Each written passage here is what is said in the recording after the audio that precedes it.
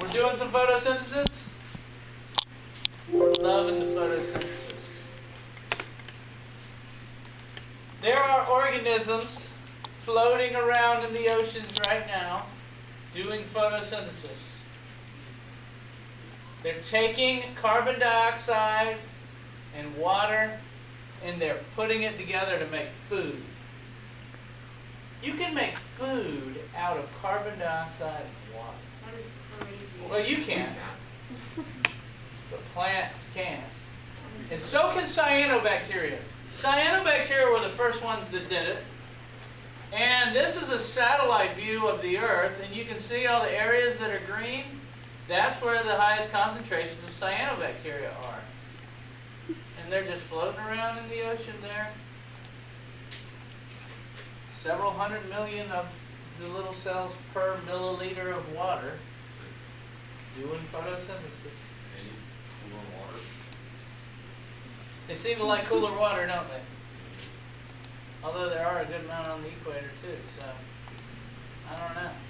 I don't know what their deal is. From the cyanobacteria evolved algae. Your phone's ringing. Are you cereal? I'm crazy. Tom Willis. Beryl Bean is here.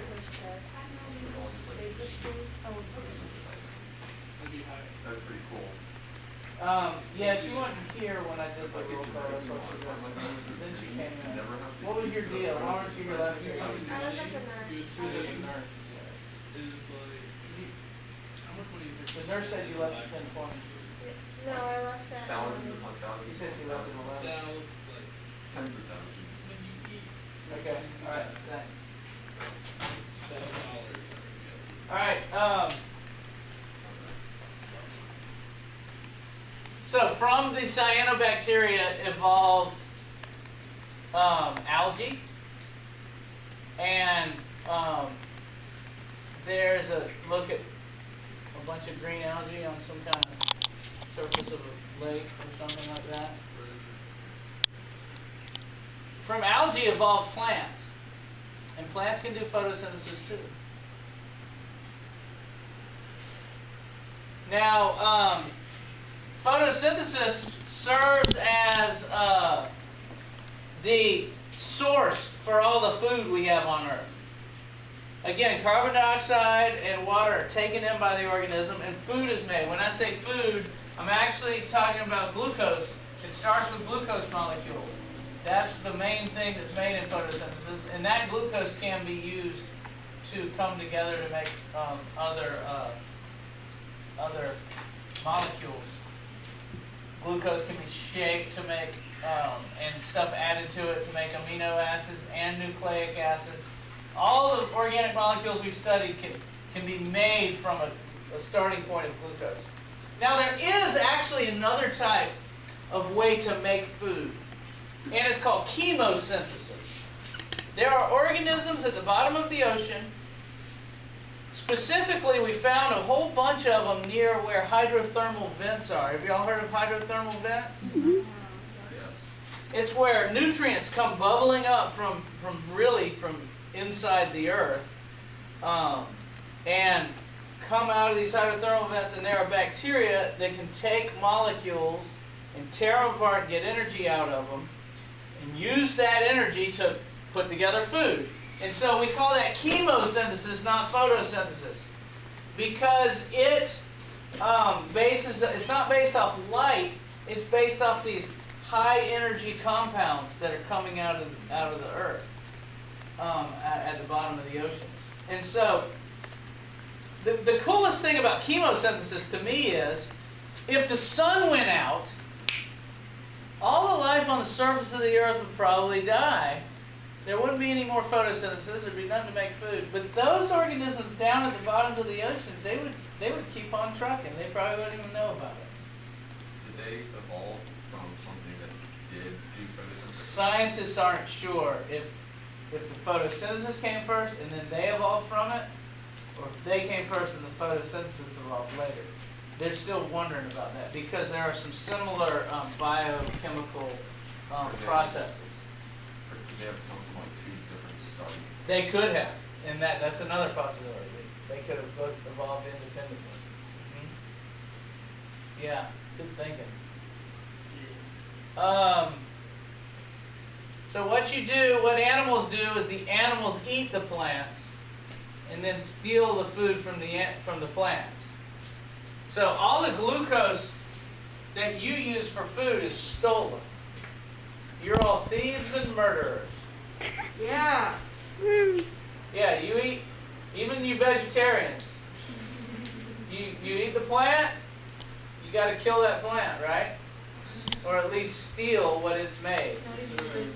You know, you could leave the plant alive but steal its fruit. And so it's putting all this energy to do photosynthesis and make the apple, and then you pick the apple and eat it. And it's going, wait a second, that was my apple. But that's its trick. It makes you eat it. It's a trick. It makes you eat it. It makes an animal eat it. And the seeds are in the apple, you see. And it poops out the seed somewhere and grows into a new apple tree. So it's tricking you. Yeah. Anyway, you still have to get your food from elsewhere. Animals cannot make the food on their own. Sun goes in the plant, carbon dioxide goes in the plant. The plant makes sugars and stores the sugars in its body.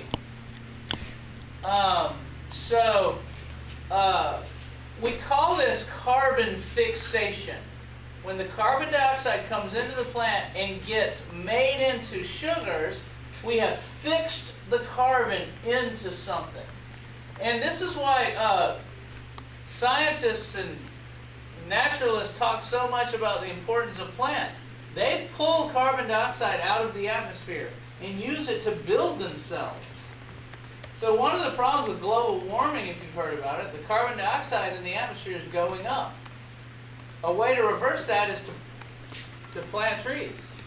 And as the trees grow, they pull in all this carbon dioxide from the air.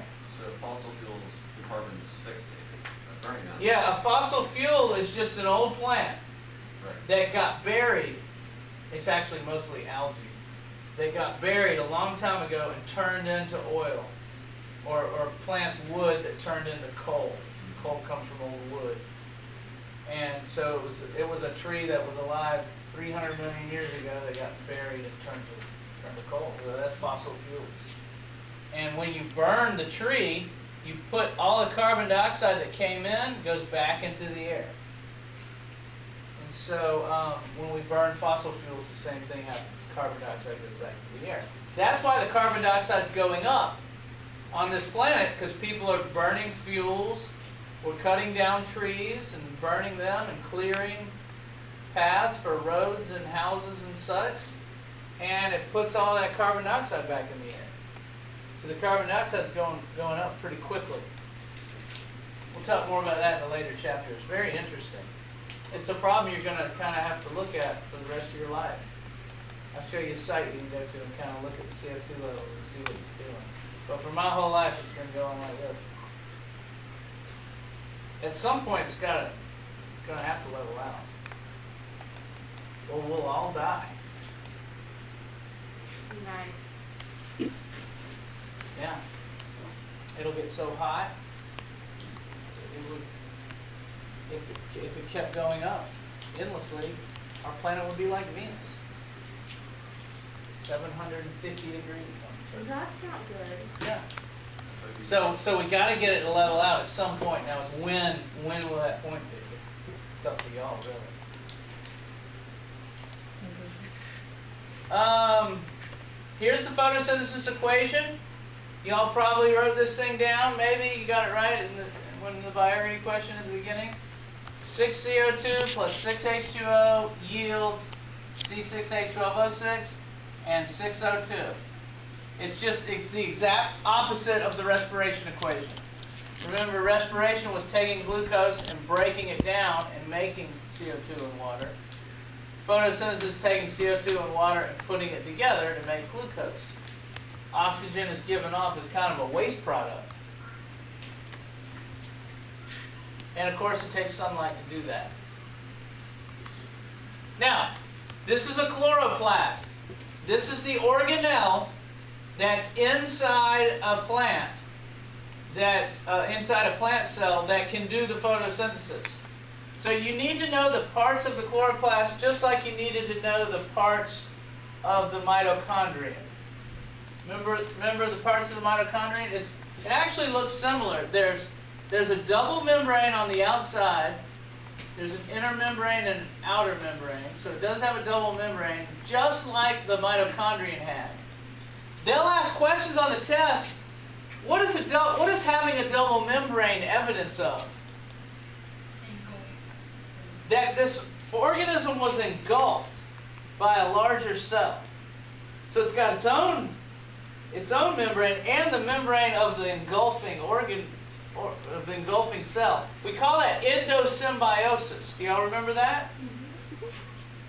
Chloroplasts very likely were once free-living cyanobacteria that got engulfed by cells, and now they live inside the cells, basically. Cells kidnap other cells. That's exactly what happened. But it's a mutualistic relationship. So the cell benefits by having the protection of the larger cell, see? In exchange, it gives it food. Now, there's another way you know that this was once free-living. It's got its own DNA on the inside. They didn't draw that here, but there's a chromosome inside this thing, a loop of DNA, that and it can read that chromosome and carry out instructions and use it. So they don't show that chromosome here, but it's there. But the important thing we're worried about are these stacks. Stacks and stacks of membranous sacs. I will not eat green eggs and ham. I will not eat them, Tom, I am. My favorite joke. I've heard it so many times you don't laugh, but inside you're laughing. Inside you're laughing. The stacks of membranous sacs, in this case, they aren't Golgi bodies. They're called grana. A single stack is a granum. Multiple stacks are grana. And they're these membranes. They look like little coins, kind of, or little green pancakes. And what it is, it's a membrane called the thylakoid membrane. And somebody's messed up my model here. Who was doing that? Y'all are being silly. Let's see. Intuition post. Was that your picture, Greta? What?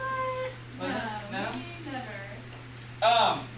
Okay, so this is meant to be the outer membrane, or the inner and outer membrane of the chloroplast. This is meant to be one of these thylakoid membranes. And you can see they're kind of stacked up on one another. You see here's one, and here's another one underneath it. I'm going to show you what goes on a single thylakoid membrane. So what this circle is right here is this circle right here, this little thin membrane there. You can see they're stacked up on one another. So I've taken that little membrane, that green disc there, and I'm showing it to you here. Make sense? Yeah. You're gonna have to do what I show you as happens in a light reaction for me on the board again for the photosynthesis process. It's actually, to me, it's easier than the respiration, in my opinion. Some people like the respiration better. But basically, here's how it works. There's two sections to photosynthesis. The light-dependent reactions, where light shines on the plant, and the plant utilizes the light. And then there's the Calvin cycle, which is when some of the electron carriers, the light is actually used to get electrons from water, and the electrons are carried by an electron carrier to the Calvin cycle. And the electrons are dropped off with carbon dioxide. In the Calvin cycle, carbon dioxide is taken, electrons and protons are added to it, and we end up forming sugars. This Ga3P is basically half a glucose is what it is. So we take light, we break down water, and we take in that's the light reactions, and we take in carbon dioxide and give it protons and electrons and make sugar. That's the Calvin cycle. So it's two parts: light-dependent reactions and Calvin cycle. Light is needed in the first part. Light is not needed in the second part. When I was your age, they called the second part the dark reactions. We had the light reactions and the dark reactions, so it was really easy to remember that. But, well, the dark reactions don't have to happen in the dark. And that confused people. People thought the light reactions happen in the light and the dark reactions happen in the dark. That's not true. The Calvin cycle happens constantly as long as the light reactions are running. So the Calvin cycle can happen in the light or the dark. So they quit calling it the dark reactions. A little history there for you. Are you big on history? Mm-hmm.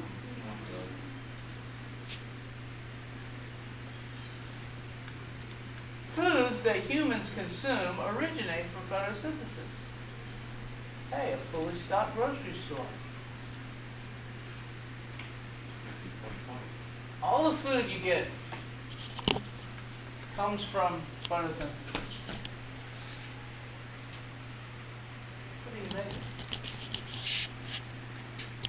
So, this is the next section, but I want to start on it because we're going to dive right in next time. I'm just going to dive right in and show you the light reactions, and we're going to be working on magnets next time. So let me tell you a little bit about the light. Light waves, you see, light comes in waves. I don't know, did you study light in physics yet? Have you gotten chemistry maybe a little bit?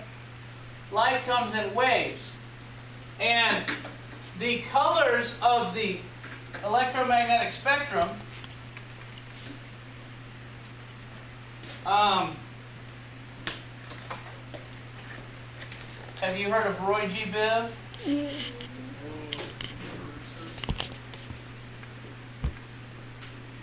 Red, orange, yellow, green, blue, indigo, violet. The red side of the spectrum, the waves of light are real spread out. They get closer and closer together. In the blue side of the spectrum and the violet, they're real close together. And this is part of a much larger spectrum, so they can get even closer together, really close together. We call it ultraviolet, UV. And really more spread out, we call it infrared, IR. You've probably heard of infrared light and ultraviolet light. And it even gets more spread out. It's called microwaves and then radio waves. And on this side, it gets even more intense. They're called X-rays and gamma rays. Maybe you remember studying the electromagnetic spectrum. But the only kind of light that plants can use is in the visible spectrum. See, visible light, there's a lot of it around because it gets through the clouds and through it doesn't get through the clouds very easily, but it gets through our atmosphere pretty easily. UV does not, and X-rays don't travel very well through our atmosphere, and radio waves travel through our atmosphere really well, but they don't hold as much energy as visible light. So, visible light is what plants use. It's what our eyes use because there's a lot of it around, and helps us see. And plants use it because there's a lot of this visible spectrum around. Now, plants do not use the colors of the spectrum evenly. There is a preference for the blue part of the spectrum. Here we see this nice graph here. You can see the blue part of the spectrum see how these peaks go up real high? The white color there is called chlorophyll A. Chlorophyll A really absorbs blue light well, and then it's down here in the green. It doesn't absorb green and yellow very well. And then there's another peak in the red. Chlorophyll A loves blue and red. And there's another type of chlorophyll that most plants also have called chlorophyll B. Chlorophyll B takes some of this kind of darker green and absorbs it, and it absorbs some orange and red pretty well too. And then there's a third pigment called beta carotene that absorbs pretty well over here in some of the green and some of the red. But as you can see right here, the kind of lighter green and yellow is not absorbed well by any of the pigments. And if you put those colors together, it kind of makes a green color. That's why plants are green, because they don't absorb green. This is something you're going to get tested on, and it's kind of backwards. You'd think, oh, why is a plant green? Well, because it likes green light. No. The green light bounces off of the thing. All the other colors stay in it. And that's why it looks green to your eyes. So that's why plants are green, because they don't absorb green. It just comes off of them. If a plant had a pigment that also absorbed green and yellow in here, let's say there was a pigment where it had a big hump right there, what color would the plant be? White. If it absorbed all the different colors, it'd be black. And leaves would be black. They look like red cabbage. But they aren't.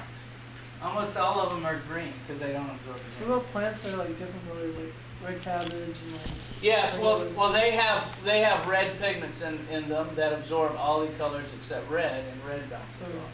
So they do have those colors. So like when the chlorophyll isn't made anymore in the winter, the leaves will turn red.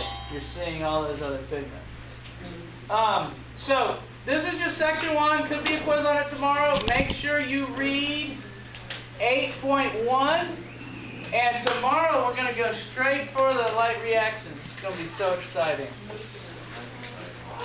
Willis out.